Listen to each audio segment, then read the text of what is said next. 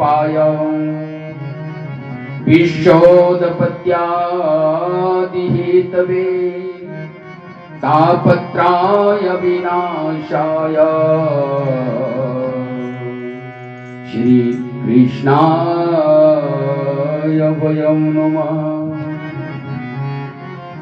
यहां भी सत्या की महिमा गाई। सत्या क्या है? ये संसार से भी पहले सत्या था और आज भी संसार में सत्या है। कहां है? आत्मा के स्वरूप में। शरीर को चलाने वाला, हड्डियों का ढांचा मांस से भरा हुआ है, टेढ़ी मेढ़ी हड्डी एक भी सीधी नहीं। मांस से भरकर चमड़ी का लेपन कर दिया, नाम दे दिया, अपने आप चुप कर आत्मा के स्वरूप में बैठ गए। आत्मा का ज्ञान तब होता है जब मानव आध्यात्मिक से बैठकर भगवान की पावन कथा को सुने और अपने जीवन में लावे और फिर अनुभव करे परमात्मा का। अनुभव करने पर ही परमात्मा के दर्शन होते हैं, अनुभव करने पर ही परमात्मा की छवि बनती है, अनुभव करने पर ही भगवान साक्षात्कार में रूप में दर्शन भी देते हैं। तो सत्या क्या है कि पहले भी सत्या, आज भी और अंत में भी सत्या ही बचता है। चित्त माने प्रकाश, जो सारे संसार को प्रकाशित करता है वो परमात्मा। आनंद माने जो भगवान का स्वरूप है, वो आनंद के स्वरूप में भी है। थोड़ा थोड़ा आनंद संसार में जरूर आता है, धन से आता है, कोठी बंगले से आता है, पोते पोतिया से आता है, संतान से, परंतु वो अल्प आनंद है। वो कभी भी टूट सकता है, कभी भी समय परिवर्तन हो सकता है। वो आनंद अगर परमानंद में चाहे तो केवल आत्म बोध से है, आत्मा के बोध से। इस आत्म ज्ञान से समझे कि आत्मा कहाँ है, पहचान करे, शरीर के अंदर ढूंढे, इस शरीर में प्रवेश हो जाए, भगवान से रुदन करे, भगवान से रो जाए, संसार के लिए नहीं, भगवान के लिए। ये प्रभु आप कहाँ छुपे हैं, कहाँ इस हड्डियों में? कहीं कहते इसमें दिल है, कहीं कहते आत्मा है। या आत्मा कहाँ है? आत्मा नहीं होती तो शरीर नहीं चलता। जब आत्मा शरीर से बाहर निकल जाती है, कोई मानव भी नहीं है संसार में जो उस जीव को रखना चाहते हैं। बोली सत्यानंद भगवान की कोई भी नहीं है। कितना भी प्यारा हो, कितना भी प्रेमी हो, कितना भी अच्छा हो, आत्मा निकलते ही सब बन जाता है। क्या बन जाता है? सब बन जाता है। और सब बनते ही सब डरने लगते हैं, हाथ तक नहीं लगाते। हाथ लगाने से भी कहते इसमें भूत प्रेत है। परिवार वालों से कहते रोना जरूर आता है क्योंकि हमें कमी हो गई, परंतु शरीर को तो ले जाओ। आज तक कोई संसार में ऐसा नहीं हुआ जिन्होंने अब उस शरीर को 2-4 दिन अपने घर में रख लिया हो। अभी सूर्य अस्त होने में 2-4 घंटे भी हो, 2-3, महाराज ले जाओ जल्दी से। बस परिवार वालों को देखो। इसलिए इस परमात्मा को पहचानो जो उस समय में भी उस शरीर को भी अपने साथ ले चलते हैं, और राम नाम का नाम उस समय भी चलता है। उस समय क्या कहते हैं सब? राम नाम सत्य है। कहीं बचपन से ऐसा समझ जाए तो ना जाने परमात्मा उसमें साक्षात दर्शन हो जाए, दर्शन के लिए, परंतु ऐसा नहीं। इसलिए माया रूपी ये संसार है, माया रूपी संसार है, और माया रूपी संसार में प्रवेश होकर प्रत्येक जीव को जीना पड़ता है। और जब इस माया रूपी संसार का पता चलता है तो मानव उसी समय के बीच में इस परब्रह्म परमात्मा का चिंतन करने लगते हैं। और जब चिंतन प्रारंभ हो जाता है तो साक्षात भगवान के स्वरूप को पहचानना मानव प्रारंभ कर लेता है। सच्चिदानंद स्वरूप आया, भगवान का सच्चिदानंद जो है ये स्वरूप है परमात्मा का। विश्वोत्पत्ति हेतवे, जिन्होंने संसार को बनाया है, जिन्होंने संसार में स्वयं बैठकर जो है आत्मा के रूप में आनंद ले रहे हैं, और उनकी माया को कई कहते हमें कोई नहीं देख रहा है। ये जीव आपके साथ साथ तो भगवान है, हर पल हर घड़ी हर समय तो आपके कर्मों को देखते हैं। इसलिए सत्कर्मों के बारे में शास्त्रों में बताया है। विश्वोत्पत्ति हेतवे, जिन्होंने संसार को बनाया, और परमात्मा ने संसार को बनाते हुए स्वयं ही आत्मा के स्वरूप में बैठ गए और विश्वोत्पत्ति हेतु तापत्रय विनाश आया। और उसमें वो सामर्थ्य है परब्रह्म परमात्मा में कि एक क्षण में भी पूरे संसार को प्रलय कर सकते हैं। इतनी बड़ी सामर्थ्य भी है। तीनों तापों को विनष्ट करने में सामर्थ्य है। असंभव को संभव बना सकते हैं, संभव को असंभव भी कर सकते हैं। वही परब्रह्म परमात्मा है। इतनी शक्ति है। श्री कृष्णाय वयम्, भगवान के स्वरूप को सभी प्रणाम करे। भोली सत्या नारायण भगवान। आइए चर्चा करें कहा, नैमिषारण्य क्षेत्र में। नैमिषारण्य क्षेत्र में सभी गए हुए कि नहीं? गए हुए कभी? सौभाग्य मिला। चलो आज यहाँ से मन को ले जाओ। शरीर का ढांचा यहाँ रहेगा, मन कुछ क्षणों के लिए नैमिषारण्य। नैमिषारण्य के बीच में एक ऐसा क्षेत्र है जहाँ ऋषि मुनि संत महात्मा सभी प्रातः काल आते हैं, ब्रह्म मुहूर्त में आते हैं, डुबकी लगाते हैं, स्नान करते हैं, फिर हवन करते हैं, फिर धर्म की चर्चा करते हैं। धर्म की चर्चा करते हैं कि धर्म क्या है, कैसा समय आने वाला है। तो एकदा नैमिषारण्य ऋषि सोनकाद्या, जो सोनक ऋषि है, सभी आकर प्रातःकाल ही भगवान के कीर्तन करते हैं, भजन करते हैं। वो ऋषि कैसे है? वो ऋषि संत कैसे है? सबकी शादियां हैं। ऐसे नहीं कि भगवा वस्त्र डाल लिए संत बन गए, नहीं। गृहस्थी है जो अपने गृहस्थ को चला सके, गृहस्थ में रहकर भगवान का भजन कर सके और गृहस्थ में रहकर ही भगवान को पुलकित विभोर कर सके, वो संत ही कहलाते हैं। तो ऐसे संत, परमानंद संत जो है, भगवान के सुंदर स्वरूप का जो संत है, और आज मेरे प्रभु संत स्वरूप वहां पर सभी बैठे हैं, गोष्ठी में बैठे हैं। और ऐसी मंडली जैसे स्कंद पुराण में लिखा है, तो नैमिषारण्य क्षेत्र के बीच में तो घर घर में भी कई बार जो है ऐसा होता है। पहले बुजुर्ग बैठते थे और अच्छे बड़े जो होते बैठे थे और सारे परिवार वाले एक साथ बैठ जाते थे, आपस में बातें करते थे। जो कुछ भी किसी को संकट हो, दुख हो तो अपना बताते थे, तो वो समझाते थे कि किस तरह से ये संकट, ये दुख दूर होगा। आज के समय में किसी के पास कोई ऐसा समय है नहीं। तो इसलिए सोनकाद्य ऋषि आपस में विचार करने लगे। क्या विचार करने लगे? कितने युग होते हैं? 4 युग, सतयुग, त्रेता युग, द्वापर युग और कलयुग। बस कलयुग आने वाला था। तो जो सौनक ऋषि है आगे आए, बोले कि देखो महाराज, युगों में तो बड़ा महानता है। सतयुग में सत्या सत्या बोलते, कितनी महिमा है, मर्यादा। और त्रेता युग बड़ी मर्यादा में रहते हैं, बड़े मर्यादा के नियम के अनुसार कार्य होते हैं। द्वापर में हरि कीर्तन और भगवान का अवतारित हुए। परंतु कलिकाल में तो सुना है महाराज की बहुत उपद्रव होते हैं, बहुत उपद्रव होते हैं। कलयुग में तो सुना है कि ऐसी स्थिति आ जाती है कि माता पिता को धक्के देकर बाहर निकाल देते हैं, गौएं घर से बेघर कर देते हैं, उनको मारना प्रारंभ कर देते हैं।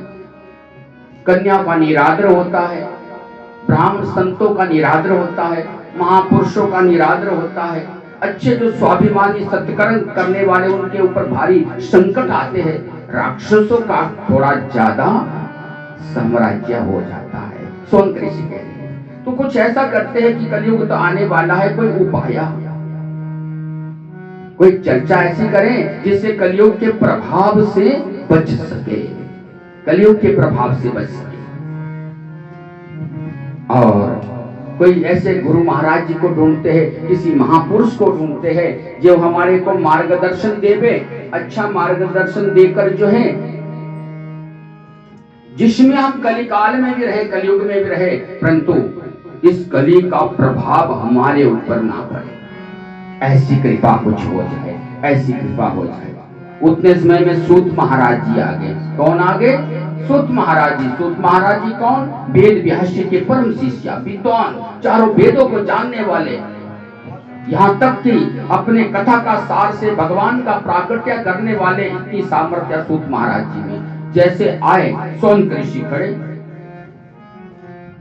और जैसे खड़े हुए तो सुत महाराज तो बोले कि हम तो 20 वर्ष के बच्चे हैं और आप तो इतने बड़े बड़े बड़े बड़े महान हो, महापुरुष हो, पढ़े लिखे हो, ज्ञानी हो। सोनक ऋषि बोले, हे सुत महाराज जी, आपके आगे हम कुछ भी नहीं है, और आप तो इतने विद्वान है, वेद व्यास जी के परम शिष्य है। धन वृद्धा बल वृद्धा आयु वृद्धा तथैव च ज्ञान वृद्धाश्च शिष्या किंकिरा शिष्या किंकिरा।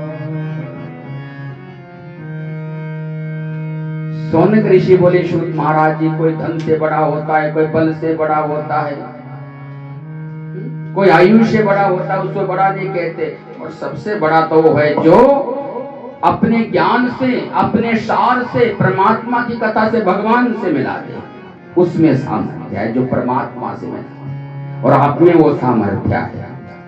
सुत महाराज जी को सुंदर आसन लगाया, बिठाया, फूलों की माला डाली और तिलक लगाया, आरती उतारी, और सोनक ऋषि ने कुछ और कुछ नहीं मांगा। आज कोई संत कहे कि कुछ मांग लो, हमारा पोता दे दो, 5-4 गाड़ियां दे दो, धन दे दो, ऐसा कुछ होता है? कोठी बंगले दे दो, देखो हमारी कोई जमीन का केस हो हल हो जाए। ये सारी धरती यहीं रह गई। दादा परदादा झगड़दादा कितनी पीढ़ियों तक चले जाओ, मालिक कोई बन नहीं सकता। मालिक कौन? जिस मालिक को भूल जाते हैं। ये तो चलो चली का मेला है, चलो चली के मेले में अपना समझने लगते हैं, वही तो दुख का कारण है। अपना तो कोई, अपना तो शरीर भी नहीं, इसको भी जला देते हैं। इसलिए सूत महाराज जी से एक प्रश्न कर लिया, क्या किया कि भगवान से कैसे मिलते हैं महाराज? ऐसा कोई सार सुनाओ जिससे परमात्मा से मिल जाए, भगवान से मिल जाए। सूत महाराज जी गदगद हो गए और सूत महाराज जी प्रभावित हो गए, पुलकित हो गए, विभोर हो गए। समझने लगे आज तक तो इतना कुछ मांगता था संसार, और आज सोनक ऋषियों ने क्या मांग दिया कि परमात्मा से कैसे मिलन होता है। यहाँ से भगवान की कथा प्रारंभ होती है। मेरे छोटे से मन में लगने लगी, भगवान मिलेंगे कहीं न कहीं। मेरे छोटे से मन में लगने लगी, भगवान मिलेंगे कहीं न कहीं। भगवान मिलेंगे कहीं न कहीं, भगवान मिलेंगे कहीं न कहीं, भगवान मिलेंगे कहीं न कहीं, मेरे राम मिलेंगे कहीं न कहीं। मेरे छोटे से मन में लगने लगी, भगवान मिलेंगे कहीं न कहीं। मेरे छोटे से मन में लगने लगी, भगवान मिलेंगे कहीं न कहीं। फूलों में मिले, कलियों में मिले, कांटों में मिलेंगे कहीं न कहीं। फूलों में मिले, कलियों में मिले, कांटों में मिलेंगे कहीं न कहीं। मेरे छोटे से मन में लगने लगी, भगवान मिलेंगे कहीं न कहीं। मेरे छोटे से मन में लगने लगी, भगवान मिलेंगे कहीं न कहीं। गोकुल में मिले, वृंदावन में मिले, कुंज गली में मिले कहीं न कहीं। कुंज गली में मिले कहीं न कहीं।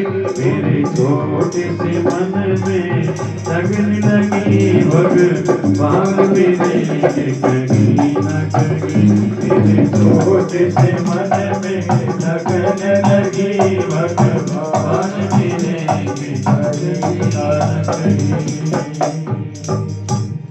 बोलिए सत्यानंद भगवान की। शुद्ध महाराज जी बड़े पुलकित हुए। शुद्ध महाराज जी ने देखा कि आज सोनकादि ऋषियों में मन में इतनी अभिलाषा है भगवान से मिलने की, जहां चाहा वहां रहा। संसार में कोई ऐसी कठिनाई समस्या नहीं है जिसका समाधान ना हो, परंतु जैसे मन के विचार होते हैं वैसे ही भगवान उनको फल देना प्रारंभ कर देते हैं। सूत महाराज जी बड़े पुलकित हुए कि आज भगवान से मिलने के लिए कहा है। कहा कि ऐसा सार सुनवाते हैं जिसमें साक्षात्कार जो भगवान प्रकट हो जाएंगे। सूत महाराज जी बोले, ये ऋषियों, आप कलिकाल की बात कर रहे हो कि कलयुग में इतना प्रभाव होता है, परंतु ध्यान दीजिए कलयुग पहले भी आया है। संकल्प में योजना आती है अष्टाविशति कलयुगे, 27 कलयुग पहले बीत चुके हैं, 28वां अब चला है। जब ज्ञान होता है कि 1 वर्ष का ज्ञान है सभी जीवों को, बरसात भी आती है, गर्मी भी आती है, सर्दी भी आती है, तो पहले से इंतजाम करना प्रारंभ कर लेते हैं कि गर्मी आने वाली है तो थोड़ा सा अब एसी है, कूलर है, इनको ठीक करवा दो।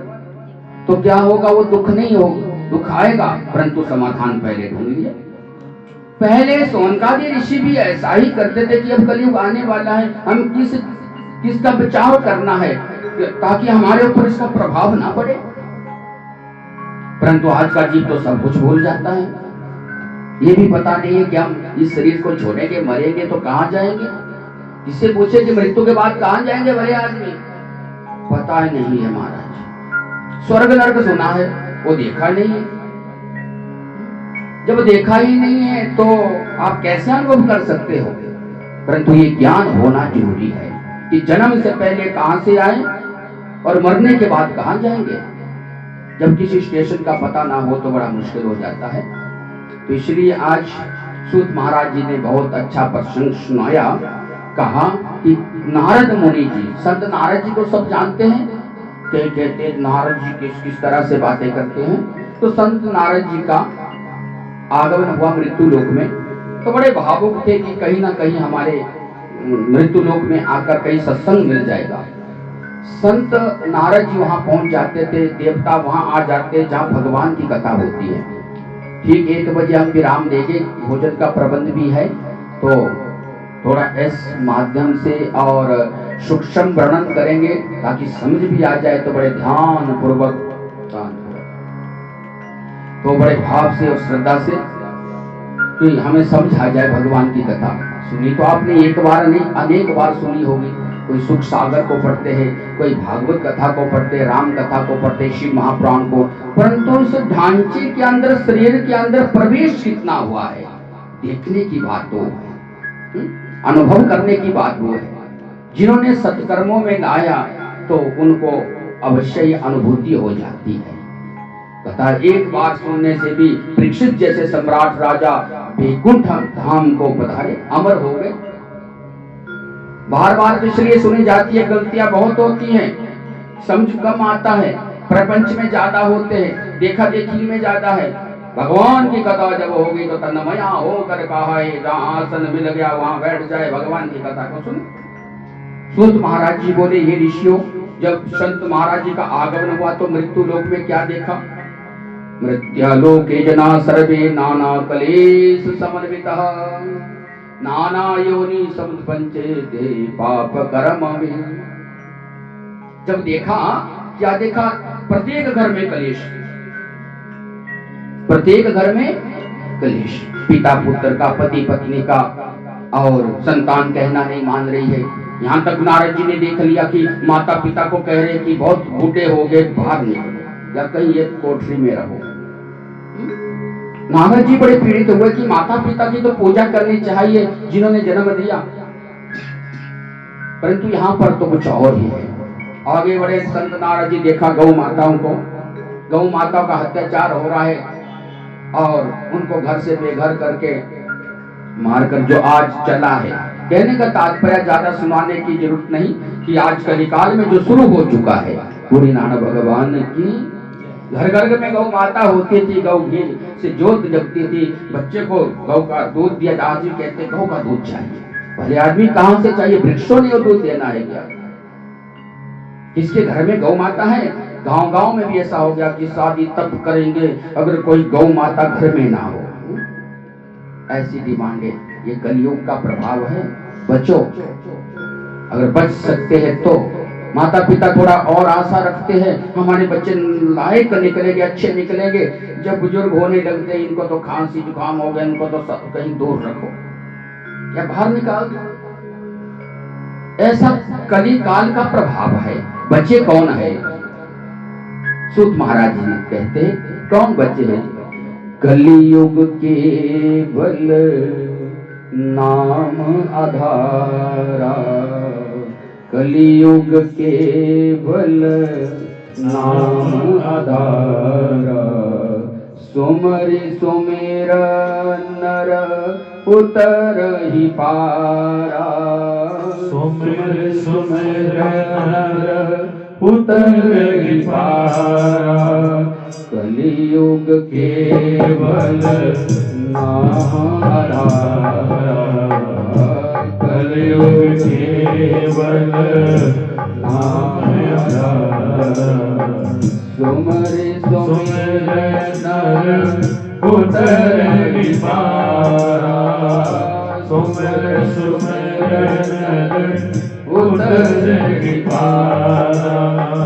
श्री राम जय राम जय जय राम, श्री राम जय राम जय जय राम, सीताराम जय राम जय जय राम, सीताराम जय राम जय जय